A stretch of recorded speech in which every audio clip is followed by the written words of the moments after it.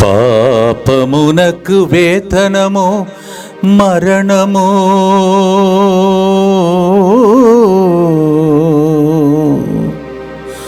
ఆ పాపము మోసి యేసు పరిహార బలియాయెను.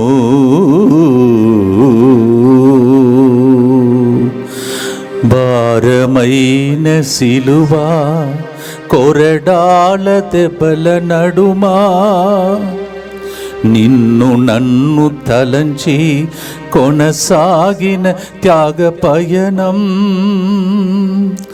కల్వారి పయనమిది.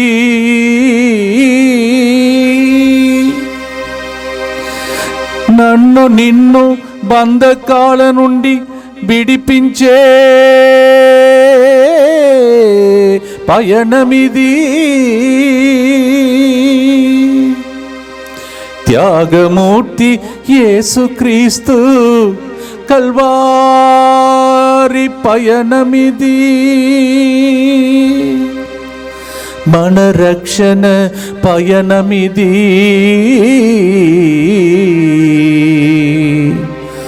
స్వస్థపరచే ధ్యానమిది.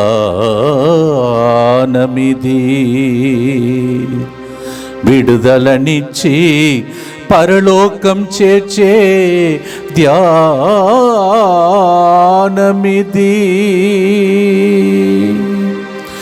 పరిహారం బలిదానం,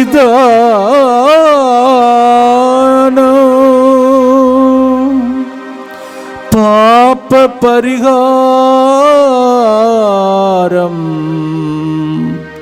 యేసు ప్రభు బలిదానం.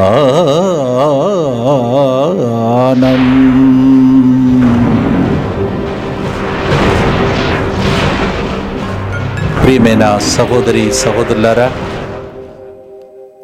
పరిహారం బలిదానం అనే ఈ గొప్ప వాక్య పరిచర్యకు యేసుతో 40 రోజు కార్యక్రమానికి మీ అందరినీ ప్రేమతో ఆహ్వానిస్తున్నాను.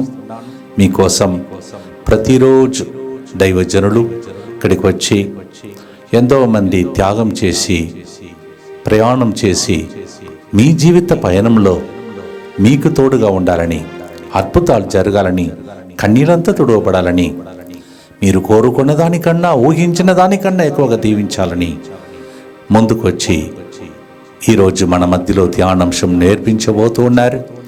ప్రతిరోజు దేవుని యొక్క వాక్యాన్ని విని యేసుతో 40 రోజు కార్యక్రమం ద్వారా మీ జీవిత పయనంలో దేవుడు మీకు తోడుగా ఉండనుగాక. ప్రభు నామం ఈ ప్రోగ్రాం ద్వారా స్తుతింపబడునుగాక. ఆయన రాజ్యం వచ్చునుగాక. ఇప్పుడు దేవుని యొక్క వాక్యం కోసం మన హృదయాన్ని ఈ సమయంలో సిద్ధపరచుకుందాం. యేసుతో 40 రోజులు పరిహారము బలిదానం అనే కార్యక్రమానికి మీ అందరినీ ఆహ్వానిస్తున్నాం. ఈ వాక్యం ధ్యానించే ముందు మనం ప్రార్థన చేసుకుందామా. పరిశుద్ధాత్మదేవ, ఆన్లైన్లో వాక్యం వినబోచున్న ప్రతి ఒక్కరితో మాట్లాడమని ప్రార్థిస్తున్నాం. యేసయ్యా, ప్రతి ఒక్కరి జీవితంలో అద్భుత క్రియలు ఆశ్చర్యలు జరిపించమని ప్రార్థిస్తున్నాం. ఈరోజు వాక్యం వినబోచున్న వారు విశ్వాసంతో మొరపెట్టుకున్నప్పుడు వారి మొరను ఆలకించమని, వారికి జవాబు దయచేయమని ప్రార్థిస్తున్నాం. ఈరోజు వారి జీవితంలో ఇంతవరకు జరగనిది జరిపించమని, ఇంతవరకు వారి జీవితం పొందుకున్నది నేడు పొందుకునే కృపనివ్వమని ప్రార్థిస్తున్నాం. కాబట్టి వాక్యం వినబోచున్న వారు మీరు మౌనంగా ఉండకుండా యేసయ్యా అని పిలవండి. ఎప్పుడైతే నువ్వు నేను విశ్వాసంతో యేసయ్యా అని పిలుస్తున్నప్పుడు యేసు ప్రభువు నీ జీవితంలో గొప్ప కార్యం జరిపిస్తాడు. యేసు ప్రభువు నీ జీవితంలో అన్ని బంధకాల నుండి విడుదలిస్తాడు. ప్రతి బాధలు కష్టాల నుంచి విడుదలిస్తాడు. కాబట్టి విశ్వాసంతో మనం ప్రార్థన చేయండి, విశ్వాసంతో పిలవండి. ఎప్పుడైతే నువ్వు నిన్ను విశ్వాసంతో పిలుస్తున్నప్పుడు యేసు ప్రభు ఖచ్చితంగా నీకు జవాబిస్తాడు. Praise the lord. మనం పశ్చాత్తాపం గురించి ధ్యానిస్తాం. ఈరోజు పశ్చాత్తాప జీవితం మనం జీవించడానికి పశ్చాత్తాపం అనేది ఒక మార్గంగా పనిచేస్తుంది. ఒక ఇంటికి పునాది ఎంత ముఖ్యమో మానవ జీవితానికి పశ్చాత్తాపం కూడా అంతే ముఖ్యం. మన ఇల్లు స్థిరముగా పటిష్టముగా నిలబడాలంటే ఖచ్చితంగా పశ్చాత్తాపం అనేది ఉండాలి. అది పశ్చాత్తాపం గురించి మీకు క్లుప్తంగా 5 విషయాలు చెప్పి వాక్యంలోకి వెళ్దాం. ప్రతి పాపమును ఒప్పుకోవాలి. మొదటిగా పాపం చేసినట్లు నిర్ధారణ చేయాలి, గుర్తించాలి. మూడోదిగా పాపం చేసినాను అనే విచారముతో పశ్చాత్తాపం చెందాలి.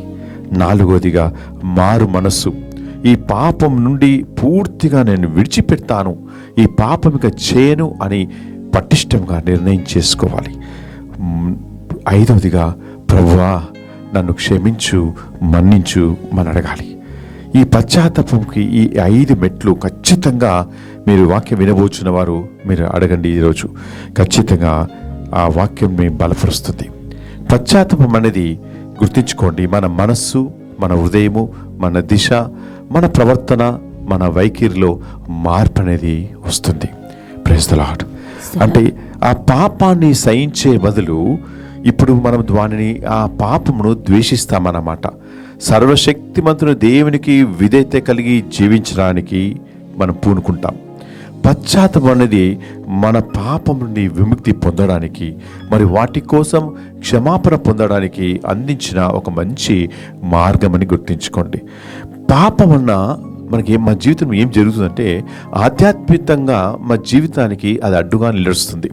అదే పశ్చాత్తాపం వలన ఆధ్యాత్మికంగా నువ్వు ఎదగలము, అభివృద్ధి చెందగలమని గుర్తుంచుకోండి. చూడండి, నిజమైన పశ్చాత్తాపము మన జీవితాన్ని మార్చివేస్తుంది. ఇంతకాలం నువ్వు ఏ విధంగా జీవించావో, ఇంతకాలం ఘోరమైన జీవితం జీవించిన, అనేక రకాలైన పాపములో జీవించినచో ఈరోజు దాని గురించి చింతించవద్దు. ఈరోజు నిజమైన పశ్చాత్తాపం చెందినట్లయితే ఈరోజే నీ జీవితం మారిపోతుందని గుర్తుంచుకోండి. నిజమైన పశ్చాత్తాపము వలన దేవుని రాజ్యంలోనికి మనం వెళ్ళగలం. నిజమైన పశ్చాత్తాపం ద్వారా మాత్రమే మన పాపంలన్నీ కూడా యేసు ప్రభు క్షమించి వేస్తాడు. నిజమైన పశ్చాత్తాపం ద్వారా మాత్రమే నీ జీవితము, నా జీవితము మారిపోతుంది. చూడండి, పశ్చాత్తాపం ద్వారా మాత్రమే మనం విడుదల పొందుకుంటామని గుర్తుంచుకోండి. పశ్చాత్తాపం ద్వారా మాత్రమే నినవే పట్టణ ప్రజలు నాశనం కాకుండా కాపాడబడ్డారు. అదే పశ్చాత్తాపం వలన మాత్రమే సౌలును పౌలుగా మార్చబడినాడు. నిజమైన పశ్చాత్తాపం అనేది మనకి రక్షణ లభిస్తుందని గుర్తుంచుకోండి. చూస్తామా? పరిశుద్ధ గ్రంథంలో మొదటిగా మత్తయి రాసిన 3వ అధ్యాయము 1 నుండి 3 వచనం చదువుతామా? ఆ కాలమున స్నాపకుడగు యోహాను యూదయ దేశపు ఎడారిలో బోధించుచు, యూదపు దేశపు ఎడారిలో స్నాపకుడు యోహాను బోధిస్తున్నాడు. పరలోక రాజ్యము సమీపించున్నది. ఏ విధంగా బోధిస్తున్నాడు? పరలోక రాజ్యము సమీపించుచున్నది. మీరు హృదయ పరివర్తనము చెందుడు. మీరు హృదయ పరివర్తన చెందమని స్నాపకుడు యోహాను పశ్చాత్తాపం చెందమని కోరుకుంటున్నాడు. అదే మన పరిశుద్ధంగా ధ్యానించినట్లయితే ఇదే రీతిగా యేసు ప్రభు కూడా మత్తయి రాసిన 4వ అధ్యాయం 17వ వచనంలో కూడా ఏం చదువుతామా? అక్కడ ఏం రాస్తుందో, హృదయ పరివర్తన చెందమని పరలోక రాజ్యము సమీపించినది. పరలోక రాజ్యము సమీపించినదని కూడా యేసు ప్రభు మాట్లాడుతూ జరుగుతుంది. అదే మార్కు రాసిన 1వ అధ్యాయం 14లో కాలము సంపూర్ణమైనది, హృదయ పరివర్తన చెంది అని గలిలయ ప్రాంతంలో సువార్తను బోధిస్తున్నాడు యేసు ప్రభు. చూడండి, మనం ఈ వచనాన్ని మనం ధ్యానించినట్లయితే అక్కడ ఏం అర్థమవుతుంది మనకి? హృదయ పరివర్తనం చెంది మని మన పాపను ఒప్పుకొని పశ్చాత్తాపడమని ఇక్కడ మనం ధ్యానిస్తూ ఉన్నాం. చూడండి, పశ్చాత్తాపం కనుక లేకపోయినట్లయితే పరిశుద్ధాత్మ శక్తితో నింపడం అనేది అసాధ్యము. అంటే నీవు చేసిన ప్రతి పాపముల కొరకు పశ్చాత్తాపం చెందాలి, మరి ఇటువంటి పాపములు చేయరని నిర్ణయం చేసుకోవాలి. అప్పుడే దేవుని యొక్క శక్తి మన మీద కుమ్మరించబడుతుంది. చదువుదామా? మత్తయి రాసిన 3వ అధ్యాయం 8వ వచనంలో అక్కడ ఏం రాసిందో చూస్తాం. మీరిక హృదయ పరివర్తనమునకు చెందిన తగిన పనులు చేయుడు అంటుంది. అంటే హృదయ పరివర్తన చెందిన పనులు మాత్రమే చేయమని అంటున్నాడు ఇక్కడ. అంటే ప్రతి పాపమును వదిలిపెట్టాలి, ప్రభునకు వ్యతిరేకంగా ప్రతి పాప క్రియల నుండి విడుదల పొందుకోవాలి, విడిచిపెట్టాలి. అప్పుడు వదిలిపెట్టడానికి ఆ పాపమును వెంటనే నిర్ణయం తీసుకోవాలి. పోస్ట్పోన్ చేయొద్దండి. ఇప్పుడు వాక్యం వినబోచున్న వారు ఆన్లైన్లో మీరు వెంటనే ఈ రోజే నిర్ణయం చేసుకోవాలని కోరుకుంటున్నాను నేను. అది చూసాం ఏ విధంగానో.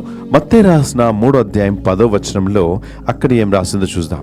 వృక్షములను వ్రేళ్లతో సహా నరికి వేయడానికి గొడ్డలి సిద్ధముగా ఉన్నది కనుక మంచి పండ్లనియ్యని ప్రతి వృక్షము, మంచి పండ్లు ఇవ్వని ప్రతి వృక్షమును నరకబడి అగ్నిలో పారవేయబడాలి. Praise the lord.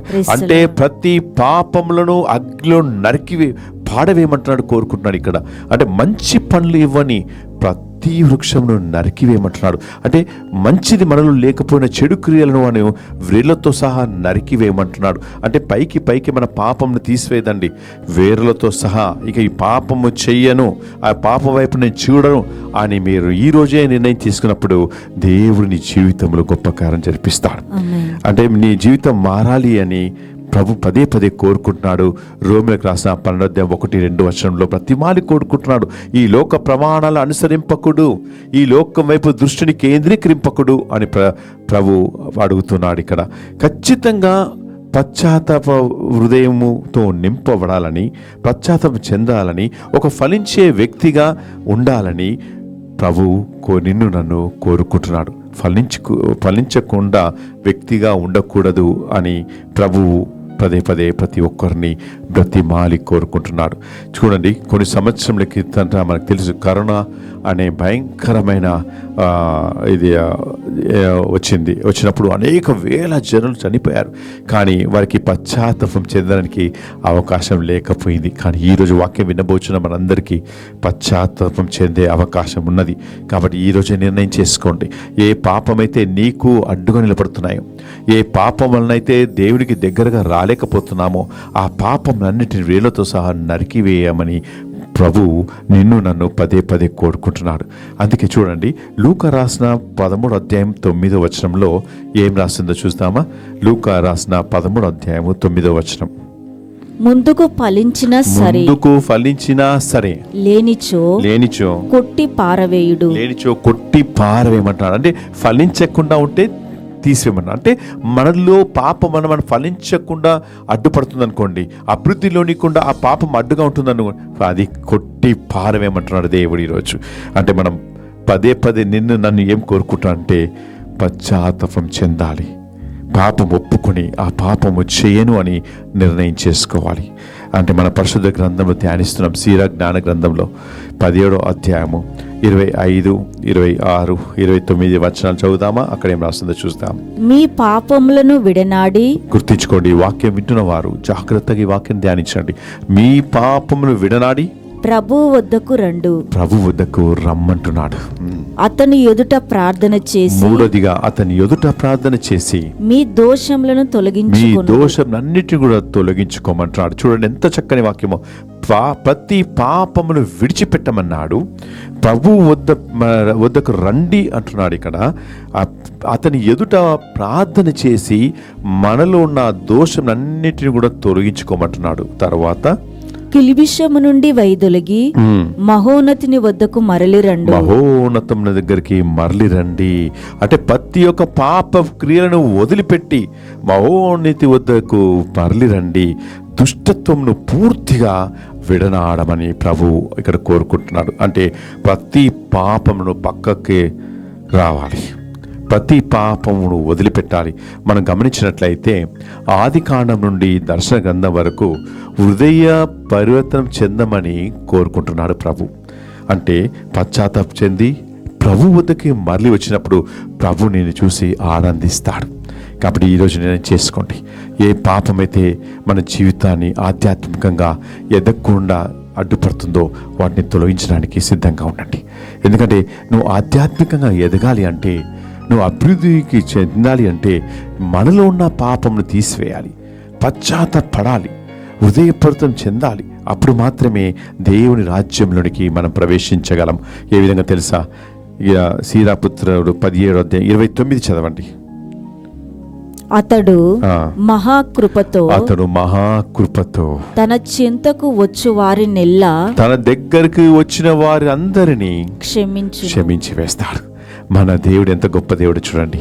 మనం పాపం చేసినా సరే, ప్రభువా నీ దగ్గరికి రావడానికి నేను సిద్ధంగా ఉన్నాను అంటే చాలు, ప్రభు నీ పాపంలోనన్నిటి కూడా క్షమించి వేస్తాడు.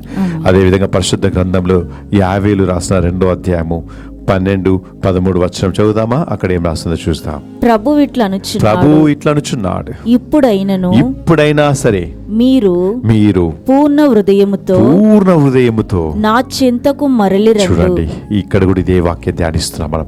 నా చింతకి మరలి రండి అంటున్నాడు. నా దగ్గరికి రండి అని పిలుస్తున్నాడు. ఈరోజు మనందరితో మాట్లాడుతున్నాడు. ఇప్పుడైనా ఈ క్షణమైనా సరే, ఇంతకాలం మనం ఎన్నో పాపం చేసి ఉండవచ్చును, కానీ ప్రభు ఏమన్నాడు తెలుసా? ఇప్పుడైనా సరే, ఈ క్షణమైనా సరే నా వద్దకి రమ్మనమని పిలుస్తున్నాడు. అంటే ప్రభు చూడండి ఎంత పదే పదే ప్రతి మాలి కోరుకుంటున్నాడు. అంటే ప్రభు పాపం చేసి ప్రభు చెంతకు వచ్చినట్లయినా సరే మనం చూసి ప్రభు ఆనందిస్తాడు. ఎందుకంటే అతను కోపపడే దేవుడు మన దేవుడు కాడు. గొప్ప దయగల దేవుడు, కరుణగల దేవుడు, జాలిగల దేవుడు. మనం ఎప్పుడైతే మన పశ్చాత్తాపం చెంది అతని దగ్గరికి వచ్చినప్పుడు అతని కరుణ హృదయంతో చూస్తాడు. అతని హృదయం ఎంతో కరుణతో నింపబడిపోతుంది. ఇన్ని పాపం చేసేవాడిని మనను శిక్షింపక వదిలిపెట్టేస్తాడు. Praise the Lord. అందుకే మనం చూసాం పరిశుద్ధ గ్రంథంలో లూకా రాసిన 15వ అధ్యాయంలో తప్పిపోయిన కుమారుడు ఏం చేశాడు? తండ్రితో పోట్లాడాడు, ఆస్తిని తీసుకున్నాడు, పంచుకున్నాడు, వెళ్ళిపోయాడు, భోగ విలాసాలు అనుభవించాడు, పాప జీవితంలో వెళ్ళిపోయాడు, అన్నిటినీ కోల్పోయాడు, అన్ని తినడానికి తిండి లేని పరిస్థితుల్లోనికి వచ్చాడు. అప్పుడు అతనికి కనువిప్పు కలిగి, చూడండి గుర్తించుకోండి ఎంత ఘోరమైన పాపం చేశాడో తెలుసా? భోగ విలాసాలు, వ్యభిచారంలో వెళ్ళాడు, త్రాగుల్లో వెళ్ళాడు, అన్ని రకాలైన పాపములు చేసిన వ్యక్తి కనువిప్పు కలిగి తన తప్పు తెలుసుకొని తండ్రి దగ్గరికి రావడానికి సిద్ధపడ్డాడు. అప్పుడు ఏమన్నాడు తెలుసా? ఆ వ్యక్తి, ప్రభువు నేను నీకు తండ్రికి ద్రోహం చేసి ఉన్నాను, పాపం చేసి ఉన్నాను అని ఒప్పుకున్నప్పుడు, ఆ తండ్రి దగ్గరికి రావడానికి సిద్ధపడినప్పుడు, ఆ తండ్రి దగ్గరికి వచ్చినప్పుడు ఆ తండ్రి తన కుమారుని చూసి ఆనందించాడు, కౌగలించుకున్నాడు, ముద్దు పెట్టుకున్నాడు, అతుక్కున్నాడు. ఈరోజు మన దేవుడు, మన ప్రభు మన ఘోరమైన పాపం చేసినా సరే, మన ఎంత ఘోరమైన పాపంలో జీవించినా సరే, ఈరోజే నువ్వు ప్రభు వద్దకి రావడానికి సిద్ధపడినప్పుడు ప్రభు నిన్ను చూసి ఆనందిస్తాడు బిడ్డ. నిన్ను చూసి సంతోషిస్తాడు, నిన్ను చూసి కౌగలించుకుంటాడు, ముద్దు పెట్టుకుంటాడు, అత్తుక్కుంటాడు. నిన్ను చూసి కోపపడే దేవుడు మన దేవుడు కాడు. అందుకే మన పరిశుద్ధ గ్రంథంలో న్యాయాధిపతి గ్రంథం 6వ అధ్యాయంలో మనం ధ్యానించినట్లయితే 1, 2, 3 వచనం చూస్తామా? అక్కడ ఏం రాస్తుందో చూడండి. న్యాయాధిపతి గ్రంథము 6వ అధ్యాయంలో, ఇశ్రాయేలీలు మరల దుష్కార్యములు చేసి యావేకు కోపము రప్పించి, మళ్ళీ దుష్కారం చేశారు కాబట్టి యావే దేవునికి కోపం అనేది వచ్చినది. అందుచే యావే దేవుడు వారిని 7 ఏండ్లు మిద్యానీల వశము చేసి, వారిని 7 ఏండ్లు మిద్యానీల వశం చేశాడు. మిద్యానీయులు ఇశ్రాయేలును నేల పెట్టి కాలరాచిరి. చూడండి, ఇశ్రాయేలును నేల పెట్టి కాలరాచిరి. తర్వాత ఇశ్రాయేలీలు మిద్యానీయులకు భయపడి కొండ నెరియలలో, బొరియలలో, దుర్గములలో దాక్కొని వచ్చారు. ఇశ్రాయేలీలు పైరు వేయగా, వారు ఏదైతే పంటలు పండడానికి పైరు వేసినప్పుడు మిద్యానీయులు అమలేకీలు తూర్పు దేశపు దాడులతో వారి దాడి చేసి ఏం చేశారంటే వారి పైరు పంటలను నాశనం చేసేటి వారు. అంతేకాదు, వారి ఎడ్లను, గొర్రెలను, గాడిదలను తోలుకొని పోయేవారు. చివరికి ఇశ్రాయేలుకు ఏమీ మిగిలించేవారు కాదు. మిద్యాను దోపిడి వలన ఇశ్రాయేలు వారు కరివైపోయారు, ఎంతో బాధపడిపోయారు, అన్ని కోల్పోయారు. ఎప్పుడైతే ఇశ్రాయేల్ ప్రజలు పశ్చాత్తాపడినప్పుడు ఆ సమయంలో యావేకు మొరపెట్టుకున్నారు. అప్పుడు ఏం జరిగింది? ఇశ్రాయేలు మొర యావే దేవుడు విన్నాడు. వినడమే కాదు, వారి కాపాడడానికి ప్రభు వారి చెంతకు ఒక ప్రవక్తను పంపించాడు. అదే ప్రవక్త పేరు గిద్యోను. ప్రభు చెప్పాడు, నీకు తోడుగా నీడగా ఉంటాడని. ఎప్పుడైతే ప్రభు పశ్చాత్తాపడినప్పుడు ఈరోజు గిద్యోను బలముతో నింపిన దేవుడు ఈరోజు నిన్ను కూడా బలముతో నింపుతాడు. ఆమేన్. అంటే చూడండి, ఇక్కడ మీకు అర్థమైందా? పాపం చేశారు ఇజ్రాయెల్ ప్రజలు, వ్యతిరేకంగా వెళ్ళారు, ప్రభు కోపం వచ్చింది. కానీ మళ్ళీ ఏం జరిగింది? ఎప్పుడైతే అన్ని కోల్పోయారు, కానీ ప్రభువు వైపు చూసి వారు మొరపెట్టినప్పుడు, ప్రభు వైపు చూసి వారు పిలిచినప్పుడు ప్రభు ఏం చేశాడు? వారి మొరను ఆలకించాడు, వారికి జవాబిచ్చాడు, వారిని కాపాడుకోగలిగాడు. ఈరోజు మనల్ని కూడా కాపాడే దేవుడు మన మధ్యలో ఉన్నాడు. చూడండి, యెషయా 35:1 అది ఎండిన నేల, పనికిరాని నేల. ఈరోజు పశ్చాత్తాపం చెందినప్పుడు మన పాపం ఒప్పుకున్నచో అరణ్యంలాగా ఉన్న మన జీవితంలో ప్రభు ఏదోను తోటగా మార్చివేస్తాడు, ప్రభు వనంగా మార్చివేస్తాడు. అంటే ఎండిన నేలలో గొప్ప వర్షాన్ని కుమ్మరిస్తాడు. నశించిపోతున్న మన జీవితంలో గొప్ప కార్యం జరిపిస్తాడు. ఎడారి అరణ్యము పనికిరాదు, కానీ దాని ఆ స్థలాన్ని పనికొత్తే విధంగా మార్చివేస్తాడు, ఏదోను తోటగా మార్చివేస్తాడు, ఫలించే విధంగా మార్చివేస్తాడు. ఎప్పుడో తెలుసా? నువ్వు నేను పశ్చాత్తాపం చెందినప్పుడు. ఈరోజు నువ్వు పశ్చాత్తాపం చెందినప్పుడు, నీ హృదయంలో పశ్చాత్తాపం చెందినప్పుడు దేవుని పరిశుద్ధాత్మను మనం పొందుకుంటామని గుర్తించుకోండి. కాబట్టి ప్రతి ఒక్కరిని ప్రభు ప్రతి మారి కోరుకుంటాను, హృదయ పరివర్తన చెందమని నువ్వు ప్రభు ప్రతి ఒక్కరిని కోరుకున్నాడు. ఎప్పుడైతే మనం హృదయ పరివర్తన చెందామో మన జీవితంలో ప్రభు 4 కార్యములు చేస్తాడు. మొదటిగా మన ఆలోచనలన్నిటి కూడా సఫలం చేస్తాడు. చూద్దామా? కీర్తన రాసిన 21:2 చదువుదామా? అక్కడ ఏం రాస్తుందో చూస్తాం. ఎప్పుడైతే మన హృదయ పరివర్తన చెందినప్పుడు, ఎప్పుడైతే మన పాపం ఒప్పుకున్నప్పుడు ప్రభు 4 కార్యములు మన జీవితంలో ఈరోజు జరిపిస్తాడు.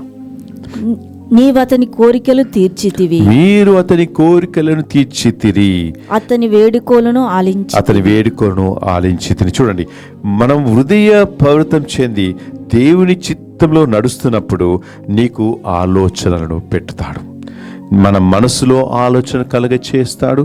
అప్పుడు నీకు సఫలం చేస్తాడు, నీ కోరికలన్నింటినీ తీర్చివేస్తాడు.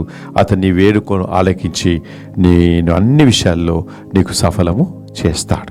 చూడండి, కీర్తన రాసిన 37:4-5 కూడా చదువుదామా? అక్కడ కూడా ఏం రాస్తుందో చూద్దాం. కీర్తన 37:4-5. ప్రభు ఒక్కరిని ఆనందప్రదునిగా భావింపు, అతడు నీ కోరికలను తీర్చును. చూడండి, ఎప్పుడో తెలుసా?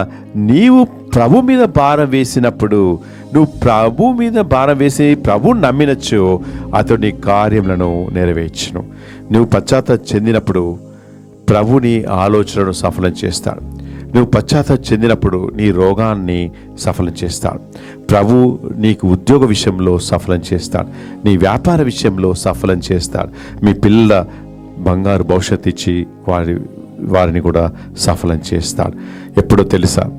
కీర్తన రాసిన 145:19 ధ్యానించినట్లయితే అక్కడ ఏం రాస్తుంది చూస్తామా? కీర్తన 145:19. తన పట్ల భయభక్తులు చూపువారి కోరికలు తీర్చును, వారి మొరలు ఆలించి వారిని రక్షించును. చూడండి, మన ఆలోచనలో ఆయన పట్ల భయభక్తులు చూపినచో ఆయన మనలను అన్ని విషయాల్లో సఫలం చేస్తాడు. చూసామా? సామెతలు రాసిన 8:13 అక్కడ ఏం రాస్తుందో చూడండి. ఆయన పట్ల భయభక్తులు చూపిన వారి జీవితంలో అన్ని విషయాల్లో ప్రభు నీకు సఫలం చేస్తాడు. సామెతలు 8:13 ఒకసారి చదువుదామా? దేవుని పట్ల భయభక్తులు చూపుట అనగా, చూడండి, దేవుని పట్ల భయభక్తులు చూపుట అనగా ఏమిటంటే దుష్టత్వమును అసహించుకొనుటయే, అహంకారము, మనలో ఉన్న అహంకారము, తన్ను తాను గొప్పగా ఎంచుకొనుట, గర్వము, దుర్మార్గపు పనులు, బొంకులు నాకు గిట్టవు, కుటిలమైన మాటలు, అవన్నీ కూడా ప్రభునకు నచ్చదు. ఈరోజు పశ్చాత్తాపడాలి, దేవుని పట్ల భయభక్తులు చూపాలి అంటే మీకు అర్థమైందా? ఏమి చేయకూడదో వాటన్నిటి కూడా తీసివేసినప్పుడు మాత్రమే నీ ఆలోచనలను, నీ కోరికలను ప్రభు సఫలం చేస్తాడు. రెండో విషయం చూద్దామా? మనం పశ్చాత్తాపం చెందినప్పుడు నీ ప్రార్థన సఫలం చేస్తాడు. ఈరోజు నువ్వు చేసే ప్రతి ప్రార్థనకి ప్రభు జవాబిస్తాడు. ఖచ్చితంగా నువ్వు ప్రభు నుండి ఈరోజు జవాబు పొందుకుంటాం. ఏ విధంగా తెలుసా? కీర్తన రాసిన 20 చూద్దామా? కీర్తన రాసిన 20 నీ కోరికలు తీర్చి నీ కోరికలను సిద్ధం చేసి నీ యత్నములెల్లా సఫలము నీ చేయునుగా. ఆలోచనన్నిటిని కూడా నువ్వు చేసిన ప్రతి ప్రయత్నములన్నిటిని కూడా సఫలం చేస్తాడు. చూడండి, పరిశుద్ధ గ్రంథంలో 1 సామువేలు 1 అన్నా ప్రార్థిస్తుంది. అన్నా చూసి గొడ్రాలని నిందలు వేస్తారు. ఆమె పిల్లలు పుట్టరు. అందుకని అందరూ నిందలు వేస్తారు. నువ్వు ఏ పాపం చేశావో అందుకే నీకు పిల్లలు పుట్టడం లేదు. గొడ్రాలను నిందలు వేసినప్పుడు అన్నా ఏం చేసిందో తెలుసా? అన్నా కన్నీటితో ప్రభు దగ్గర మొరపెడుతూ ఉన్నారు. ప్రభు దగ్గర మొరపెడుతూ, ప్రభువా నా కన్నీరు చూడవా, ప్రభువా ఒక మగబిడ్డ నాకు ఇవ్వవా అని అన్నా కన్నీటితో ప్రార్థన చేస్తుంది. అన్నా ప్రార్థనకి ప్రభు జవాబిచ్చాడు. అన్న ఒక మగబిడ్డ ఇవ్వమన్నప్పుడు, ఆమె అడిగినప్పుడు ప్రభు ఆమెకు ఒక మగబిడ్డను ప్రసాదించెను. Praise the Lord. అదే మన పరిశుద్ధ గ్రంథం ధ్యానించినట్లయితే యెషయా రాసిన 38:1-6 యెషయా ప్రవక్త హిజ్కియా రాజు వద్దకు వచ్చి, రాజా ఇంకా నువ్వు బ్రతకవు, నువ్వు చచ్చిపోతావు, నీ ఇంటిని చక్కబెట్టుకో అన్నప్పుడు హిజ్కియా రాజు ఏం చేశాడు? కన్నీరు కార్చాడు. ప్రభువా నీ చిత్త ప్రకారం నేను నడుచుకున్నాను, ఎందుకు నాకు జబ్బిచ్చావని ప్రార్థన చేస్తూ ఉన్నాడు. హిజ్కియా రాజు యొక్క కన్నీరును ప్రభు గమనిస్తున్నాడు. గమనించడమే కాదు, ఆయన కన్నీరు చూడడమే కాదు, హిజ్కియా రాజు యొక్క ఆయుస్సును 15 సంవత్సరములు పెంచి వేశాడు. చూడండి, మన ప్రార్థనకి సఫలం చేస్తాడు. అంటే చూడండి, మన నిర్గమకాండం 17:15 అంతటా మోషే ఒక బలిపీఠము నిర్మించి దానికి యావే అనే ధ్వజము అని పేరు పెట్టెను. చూడండి, ఈరోజు నేను బలిపీఠం కట్టాలి. బలిపీఠం అంటే ఏమిటో తెలుసా? ప్రార్థన. అంటే ప్రార్థన అనే బలిపీఠం కట్టబడాలి. అప్పుడే నీ ప్రార్థనకి జవాబు లభిస్తుంది. చూడండి, మోషే 2 చేతులు పైకెత్తి ప్రార్థించినప్పుడు అమాలేకీయులు జయం పొందుకున్నారు. ఎప్పుడైతే మోషే 2 చేతులు దించినప్పుడు ఆ యుద్ధంలో అమాలేకీయులు ఓడిపోయారు. చూడండి, అంటే ఒక బలిపీఠం కట్టబడినది. ఆ బలిపీఠమే యెహోవా నిస్సి అని పేరు పెట్టినాడు. చూడండి, ఎలియా ప్రార్థిస్తాడు. ఇజ్రాయెల్ దేశంలో 3.5 సంవత్సరాలు వర్షాలు లేవు. ఎలియా ప్రార్థించారు, మోకరించాడు 2 చేతుల పైకెత్తి, ప్రభువా ఇజ్రాయెల్ ప్రజలు ఇక్కడ దయచూపుము, ఈ నేల మీద వర్షాన్ని కుమ్మరించమని ఎలియా ప్రవక్త ప్రార్థించినప్పుడు ఎలియా ప్రవక్త ప్రార్థన ఆలకించబడినది. 3.5 సంవత్సరాలు ఇజ్రాయెల్ దేశంలో వర్షాలు లేకపోయిన సమయంలో ఎలియా ప్రార్థింపగా అక్కడ గొప్ప వర్షాలు కుమ్మరించబడారు. మనం ప్రార్థించినప్పుడు కీర్తన రాసిన 68:1-2 మీ శత్రువులు చెదురు చేయబడతాయి, మీ శత్రువును దూరంగా పరిగెత్తి వేస్తాడు. నిప్పు ఎదుట మైనం ఏ విధంగా కరిగిపోతుందో ఈరోజు నువ్వు ప్రార్థన చేసినప్పుడు నీ ప్రార్థన సఫలం చేస్తాడు. నీ శత్రువులు మైనం వలె కరిగిపోతారని గుర్తించుకోండి. 3వ చూస్తామా? మన పశ్చాత్తాపడినప్పుడు నీ ప్రయత్నంలెల్లా సఫలం చేస్తాడు. ఈరోజు పశ్చాత్తాపం చెందినప్పుడు అంటున్నాడు ప్రభు, నువ్వు చేసే ప్రతి ప్రయత్నంలెల్లా అన్నిటిలో నీకు సఫలం చేస్తాను అంటున్నాడు. 4వ విషయం చూస్తామా? పశ్చాత్తాపం చెందినప్పుడు నీ ఉద్దేశములు, నీ తలంపులు, నీ ఆలోచనలు సఫలం చేస్తాడు. చూద్దామా? సామెతలు రాసిన 10:3 ప్రభువు ధర్మాత్ముని ఆకలి బాధలకు గురి చేయడు, కానీ అతడు దుష్టుని కోరికలు మాత్రం ఎట్టి పరిస్థితుల్లో తీర్చడు. నువ్వు ధర్మాత్మగా నీతి నిజాయితీగా నిలబడినప్పుడు నీ కార్యమన్నింటినీ కూడా విజయం ఇస్తాడు. కీర్తన 37:5 మనం ఏం చేయాలి? ప్రభు మీద భారం వేయుడు, నీవు అతను నమ్మినచ్చు అతను నీ కార్యములను నెరవేరుస్తాడు. ఈరోజు నువ్వు పశ్చాత్తాపడి ప్రభు మీద భారం వేసినప్పుడు నీ భారం అన్నిటి కూడా ప్రభువు తీసుకుంటాడు. అందుకని ఈరోజు యోబు రాసిన 5:8 నేను దేవుని వెతికి నా గోడును అతనికి వినిపించుకొందును, అంటే నా మొరను అతడు ప్రభువుకి అప్పగిస్తాను.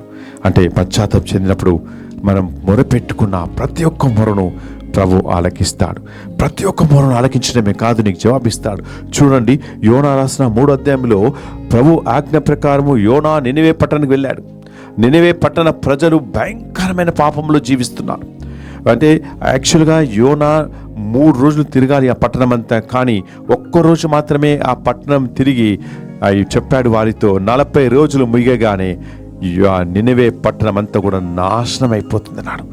అందుకే ఈ వార్త ఎప్పుడైతే వారితో చెప్పారో నినవే పట్టణ ప్రజలు ఆ మాటను నమ్మి పశ్చాత్తాప హృదయముతో ప్రభువా అని కన్నీరు కారుస్తున్నారు, మొరపెడుతున్నారు. వాళ్ళందరూ ఉపవాసం ఉన్నారు. ప్రభువా, మీ ఉగ్ర కోపమును మా నుండి విడిపించవా, ఆ కోపమును తొలగించుకోవా అని ప్రతిమారి నినవే పట్టణ ప్రజలు పశ్చాత్తాప హృదయంతో ప్రభు వైపు చూసి మొరపెడుతున్నప్పుడు ప్రభువు వారి మొరను ఆలకించాడు. నినవే పట్టణ ప్రజలు నాశనం కాకుండా కాపాడుకోగలిగారు. కాబట్టి ఈరోజు గుర్తుంచుకోండి, వాక్యం వినబోచున్న వారు మనం పశ్చాత్తాప హృదయంతో ఉండాలి. ఒకవేళ పశ్చాత్తాప హృదయం లేకపోయినట్లయితే చూడండి, ప్రభు సొదొమ గొమొర్రా పట్టణం నాశనం చేశాడు. పదే అడిగారు మారు మనసు పొందుకోమని, వారు ఏమాత్రం మారు మనసు పొందుకోలేదు. పాపములు జీవించారు. వారి మీద అగ్నిని కుమరించి ఆ పట్టణం అంతా కూడా పూర్తిగా మార్చివేశాడు. కాబట్టి ఈరోజు వాక్యం వినబోచున్న వారు నిజమైన పశ్చాత్తాపము చెందడానికి సిద్ధంగా ఉండాలి. కాబట్టి ఏ పాపమైతే మనకి దేవునికి అడ్డుగా నిలబడుతున్నాయో ఆ పాపమును సమర్పించుకోండి. అడగండి, విశ్వాసంతో నమ్మకంతో, ప్రభువా ఒక్కసారి నా వైపు చూడమని అడగండి, కన్నీటితో అడగండి. ఎందుకో ప్రతి ఒక్క కన్నీటిని జవాబిచ్చే దేవుడు మన మధ్యలో ఉన్నాడు. నీ పాపం లెక్కించే దేవుడు మన దేవుడు కాడు. నీ హృదయాన్ని చూసే దేవుడు మన దేవుడు. నువ్వు పిలిస్తే చాలు పలికే దేవుడు మన మధ్యలో ఉన్నాడు. కాబట్టి మనం వాక్యం నుంచే ముందు ప్రార్థన చేసుకుందామా? మీరు ఎక్కడున్నా సరే ఒక్క నిమిషం కళ్ళు మూసుకొని ప్రభు వైపు మాత్రమే మీ దృష్టిని కేంద్రీకరించి అడగండి. ఈ సమయంలో, ప్రభువా, నేను ఈ చెంతకి వచ్చి ఉన్నానయ్యా, ఎన్నో ఘోరమైన పాపం చేసి ఉన్నాను. నేను పశ్చాత్తాప హృదయంతో కన్నీటితో నీ దగ్గరికి వచ్చి బ్రతిమాలి వేడుకుంటున్నానయ్యా. ఏసే, ఈ తపస్సు కాలంలో నీ వైపు చూడడానికి నేను వచ్చి ఉన్నానయ్యా నేను అని అడగండి. విశ్వాసంతో ప్రతి ఒక్క పాపం అన్నిటి కూడా సమర్పించండి. నేను మొదటిగా నీకు 5 విషయాలు చెప్పాను. పాపం ఒప్పుకోవాలి, ఈ పాపము చేశానని నిర్ధారణ చేయాలి, ఈ పాపం ఇక చేయరని నిర్ణయం చేసుకోవాలి. ప్రభువా, ఈ పాపం వదిలిపెట్టడానికి ఈరోజే నా మారుమనసు దయచేయమని అడగాలి. యేసయ్యా, నన్ను క్షమించయ్యా అని ప్రతి మారు కోరుకోవాలి. అప్పుడు ప్రభువును నీ వైపే చూసే దేవుడుగా ఉండి నువ్వు తలపెట్టిన ప్రతి కార్యంలో అన్నిట్లో మీకు విజయం ఇస్తాడు. ఏ విధంగా అయితే తప్పిపోయిన కుమారుడు కనువిప్పి కలిగి ప్రభు దగ్గరకు వచ్చినప్పుడు రక్షణ పొందుకున్నాడు, ఏ విధంగా అయితే దావీదు రాజు సంసోను ప్రభు దగ్గరకు వచ్చి కోల్పోయిన అభిషేకాన్ని తిరిగి పొందుకున్నారు పాపం చేసినప్పుడు, ఈరోజు నువ్వు నేను ప్రభు పడినప్పుడు ప్రభు నన్ను చూసి ఆనందిస్తాడు, సంతోషిస్తాడు. ఈ వాక్యం విన వారందరికీ దేవుని యొక్క కృప దీవెనను దండిగా మెండ కుమ్మరించమని యేసు నామమున ప్రార్థిస్తున్నాం తండ్రి. ఆమేన్. Praise the Lord. God bless you.